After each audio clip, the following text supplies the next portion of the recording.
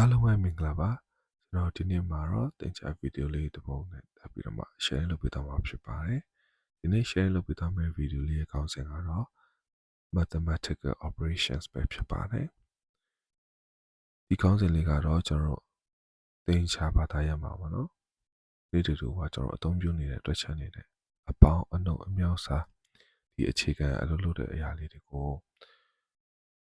ကျွန်တော်ရင်းနှီးနေပြီးသားမြန်မာဘာသာစကားနဲ့မဟုတ်ဘဲနဲ့ English ဘာသာစကားနဲ့ကျွန်တော်တို့ဘယ်လိုခေါ်ဝေါ်တယ်လဲဘယ်လိုမျိုးပြောဆိုကြတယ်လဲအတောင်းအုံလေးဘယ်လိုရှိတယ်လဲဆိုတော့ကိုပြင်ပြီး share လုပ်ပေးသွားမှာဖြစ်ပါတယ်အရင်ဆုံးနေနဲ့ကျွန်တော်ဒီဗီဒီယိုမှာပြထားတဲ့အတိုင်းပေါ့နော် table လေးတစ်ခုကျွန်တော်ဆွဲထားပါတယ် table မှာကျွန်တော်ကြည့်တဲ့အခါမှာ symbol သင်္ကေတ name energy မစကွန်ဝေးတဲ့ energy က noun ကိုကိုးစားပြတာဖြစ်ပါတယ်သူပြင်မှာရှိတဲ့ name fee ဆိုတာကတော့ verb အနေနဲ့သုံးထားတာပြောချင်တာဖြစ်ပါတယ်ပြီးတဲ့အခါမှာ function ဥပမာပုံစံလေးတွေနဲ့နောက်ဆုံး solution ဒီပေါင်းနှံမဲ့စာတစ်ခုချင်းစီရဲ့အဖြေတွေကိုကျွန်တော်ဘယ်လိုခေါ်တယ်လဲပေါ့နော်ဆိုတဲ့အရာကိုလည်းပြပြပေးသွားဖြစ်ပါတယ်ကျွန်တော်စပြီးတော့မှပထမဆုံးတစ်ခုဖြစ်တဲ့အပေါင်းနဲ့ပတ်သက်တဲ့အရာ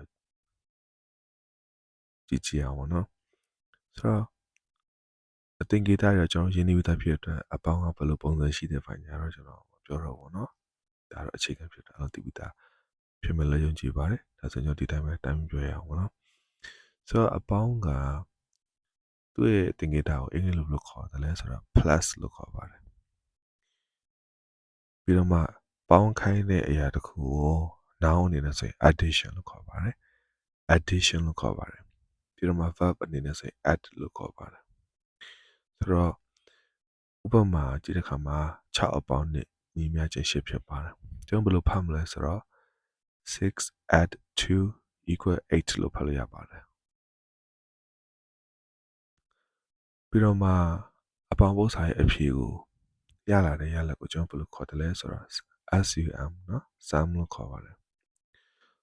တော့ဥပမာဖြင့်8 is the sum of 6 add 2အဲ့လိုမျိုးပြောလို့ရအောင်เนาะ8ဆိုတာက6နဲ့ပေါင်းထားတဲ့အဖြေဖြစ်ပါတယ်လို့သူပြောချင်တာပေါ့နော်ပြီးတော့ကျွန်တော်ဒုတိယတစ်ခုဆက်ကြည့်အောင်အနှုတ်ကိုတော့ဘယ်လိုခေါ်တယ်လဲဆိုတော့သူ့သင်္ကေတလေးကိုပေါ့နော် minus လို့ခေါ်ပါတယ်နှုတ်ခိုင်းတာကို noun အနေနဲ့ဆိုတော့ subtraction လို့ခေါ်ပါတယ် subtraction ဖြစ်ပါတယ်ပြီးတော့မှ verb အနေနဲ့ဆိုရင် subtract လို့ခေါ်ပါတယ် subtract လို့လည်းဖတ်ပါတယ်ဆိုတော့ပုံစံကိုကျွန်တော်ကြည့်မယ်ဆိုရင်6အနှုတ်နဲ့ညီမျှခြင်း4ဖြစ်ပါတယ်ဘယ်လိုဖတ်လို့ရတယ်လဲဆိုတော့6 subtract 2 equal 4လို့ဖတ်လို့ရပါတယ်နောက်တစ်မျိုးဘယ်လိုပြောရသည်လဲဆိုတော့ subtract 2 from 6လို့လည်းပြောလို့ရပါတယ်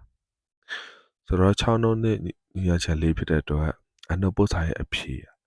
ပေါ့နော်ကျွန်တော်အင်္ဂလိပ်လိုဘယ်လိုခေါ်တယ်လဲပေါ့သူ့ကို difference လို့ခေါ်ပါတယ် difference လို့ပေါ့နော်ခေါ်ပါတယ်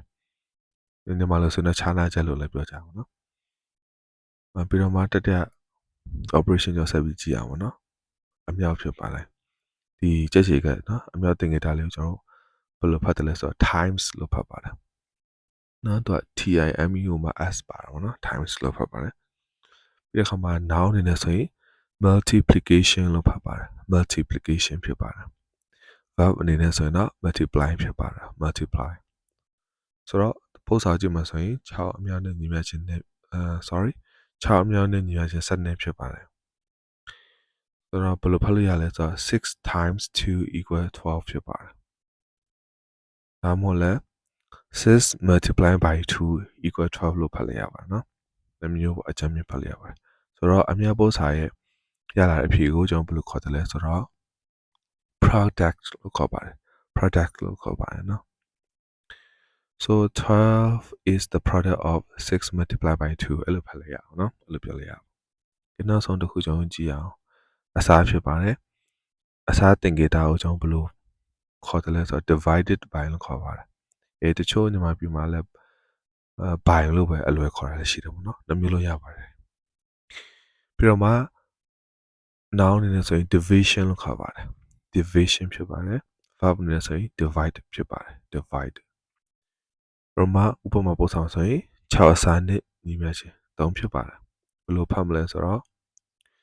6 divided by 2 is 3နော်6 divided by 2 is equal to 3စသဖြင့်အဲ့လိုဖတ်လို့ရပါတယ်ဟုတ်ကဲ့ဒီအစားရဲ့ရလာတဲ့အဖြေပေါ့နော်အပု္ပ္ပစာရလာအဖြေကိုကျွန်တော်ဘယ်လိုခေါ်တယ်လဲဆိုတော့ quotient လို့ခေါ်ပါတယ်ဆိုတော့ဒီပု္ပ္ပစာမှာဆိုရင်3ကဒီ6စာနဲ့ရဲ့အဖြေတနည်းအားဖြင့်ရလာတဲ့အရာဖြစ်ပါတယ်အဲ့တော့3 is the quotient of 6 divided by 2အဲ့လိုမျိုးပြောလို့ရတော့နော်โอเคကျွန်တော်အခုပြောပြပေးထားတဲ့အရာလေးကတော့ကျွန်တော်ရင်းနှီးပြီးသားဖြစ်တဲ့ဒီသင်္ချာအတွက်တစ်ခါမှာသုံးတဲ့ပေါင်းနှမျိုးစားတွေကိုကျွန်တော်တို့အင်္ဂလိပ်လိုဘယ်လိုခေါ်တယ်လဲဆိုတာကိုအချင်းချုံလေးပေါ့နော်အတူချုံလေးပြန်လည်ပြီးတော့မှ share လုပ်ပေးတာဖြစ်ပါတယ်လို့ဒီဗီဒီယိုလေးကြည့်ချင်အပြင်အကျိုးတစုံတရာရဖို့ကျွန်တော်မျှော်လင့်ပါတယ်ဗီဒီယိုလေးကိုအချိန်ပြီးတော့ကြည့်ရှုပေးလို့ရတဲ့အောင်လည်းအထူးကျေးဇူးတင်ပါတယ်ကျွန်တော်နောက်ထပ်ဗီဒီယိုလေးလုပ်ပေးသွားဖို့ရှိပါတယ်မိတ်ဆွေတို့အနေနဲ့ပေါ့နော်ကြည့်ရှုသူတွေအနေနဲ့ဒီဗီဒီယိုလေးကိုကြည့်တော့မှအကျိုးတစုံတရာရဆိုရင် comment ပါပေါ့နော် yes ဆိုတဲ့ comment လေးကိုအပန်းမကြည့်ဆိုရေးသွားပေးစေချင်ပါတယ်ဒါမှမဟုတ်နောက်ထပ်ဗာဗီဒီယိုတွေဆက်ပြီးတော့မှကျွန်တော်ဘက်ကနေ sharing လုပ်ပေးသွားစေချင်လဲဆိုတာကိုလည်း comment မှာဖော်ပြပေးသွားဖို့လည်းဖိတ်ခေါ်လိုပါတယ်အရောက်ဆရာကိုကျေးဇူးတင်ပါတယ်ကျွန်တော်နောက်နေ့ပေါ့နော်နောက်ဗီဒီယိုတွေမှာပြန်ပြီးတွေ့ကြပါစို့